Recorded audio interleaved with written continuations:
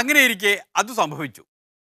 Indian വിപ്ലവം എന്തെങ്കിലും വരുമെന്ന് വിശ്വസിച്ച് കാത്തിരിക്കുന്നവരെ പുളകമണിയിച്ചുകൊണ്ട് ആ മഹാവിപ്ലവകാരികൾ സംഗമിച്ചു. 2 നക്ഷത്രങ്ങൾ കണ്ടുമുട്ടി.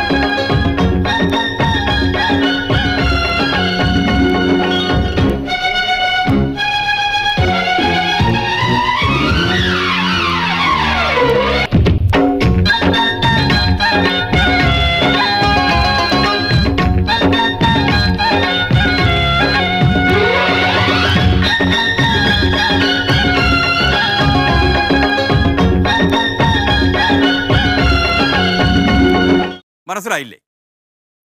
സഖാവ് അരവിന്ദ് കെജ്രിവാളും പിണറായി വിജയനും തമ്മിൽ ആദ്യഘട്ട ചർച്ച കഴിഞ്ഞു. ഒരു ചായപ്പുറം ചർച്ച. മോദിജിയുടെ ഭാഷയിൽ പറഞ്ഞാൽ चाय पे चर्चा. आप हर चीज़ में राजनीति देखते हैं, you see politics in everything. Actually, it was really a pleasure for me to meet the Honorable Chief Minister, and I found a very good human being and a very good statesman. മനസ്സിലായോ? എല്ലാത്തിലും രാഷ്ട്രീയമുണ്ട് എന്ന്. അപ്പോൾ പിന്നെ ഈ ചായകുടിയിലും രാഷ്ട്രീയം കാണുമല്ലോ. അല്ലെങ്കിൽ തന്നെ പിണറായി വിജയൻ നല്ല മനുഷ്യനും നല്ല രാഷ്ട്രതന്ത്രജ്ഞനുമാണെന്ന കാര്യം കെജ്രിവാളിനറിയാം.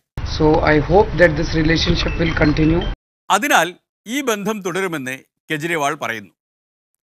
അപ്പോൾ ഒരു ചോദ്യം ഉയരുന്നുണ്ട്.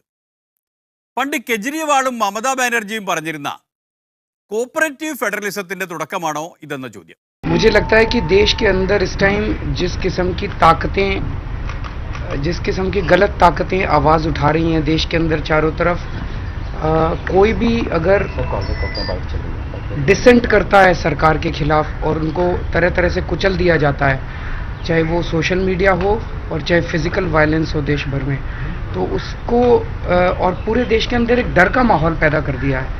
बिजनेसमैन डरे हुए हैं, व्यापारी डरे हुए हैं, इंडस्ट्रियलिस्ट डरे हुए हैं, सब लोग डरे हुए हैं, आप लोग डरे हुए हैं, सारे मीडिया हाउसेस डरे हुए हैं, मीडिया के मालिक डरे हुए हैं, रिपोर्टर डरे हुए हैं, सब डरे हुए हैं. ये ठीक नहीं है. इसके लिए सब अच्छे अच्छे लोगों को साथ आना पड़ेगा और मिलके इसको सामना करना. എതിർക്കുന്ന എല്ലാവരെയും ഇല്ലായ്മ ചെയ്യുന്ന ഒരു ഭരണത്തിന് കീഴിൽ രാജ്യവും രാജ്യനിവാസികളും ഭീതിയോടെ കഴിയുന്ന ഒരു കാലത്ത് ഇങ്ങനെ ഒരു സൗഹൃദം നല്ലതാണ് എന്ന് കെജ്രിവാൾ.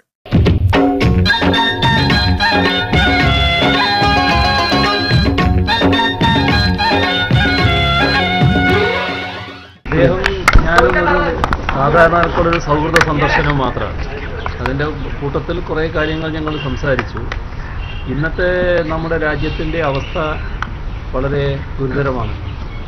അപ്പോൾ RSSൻ്റെ നേതൃത്വത്തിൽ ഉയരുന്ന അത്യന്തം ഭീഷണമായ ഒരു അന്തരീക്ഷമുണ്ട്. ആ കാര്യങ്ങൾ ഞങ്ങൾ പരസ്പരം പങ്കിട്ടിട്ടുണ്ട്. രണ്ടുപേർക്കും പേടിയുണ്ട്. അതിനാൽ രണ്ടുപേരും തമ്മിലൊന്ന് കണ്ടു എന്നും വേണമെങ്കിൽ പറയാം. എങ്ങനെയായാലും ഡൽഹിയിലെ ഗവൺമെൻറ് ഒരു ഗവൺമെൻറ്റാണ് എന്ന് കണ്ടുകൊണ്ടുള്ള സമീപനം കേന്ദ്ര ഗവൺമെൻറ് സ്വീകരിച്ചു പോകേണ്ടതാണ്. അപ്പോൾ യഥാർത്ഥ അധികാരമുള്ള സംസ്ഥാനങ്ങളുടെ തന്നെ അധികാരം കവരാൻ ശ്രമിക്കുമ്പോൾ ഡൽഹിയെപ്പോലൊരു സംസ്ഥാനത്തെ വല്ലാതെ അധികാരമില്ലാത്ത ഒന്നാക്കി മാറ്റാനുള്ള ശ്രമങ്ങളാണ് നടന്നുകൊണ്ടിരിക്കുന്നത്. അതിനോട് യോജിക്കാൻ കഴിയില്ല. ഇത്തരം കാര്യങ്ങളിലൊക്കെ ഞങ്ങൾക്ക് സ്വാഭാവികമായിട്ടും ഒന്നിച്ചു നിൽക്കാൻ കഴിയും.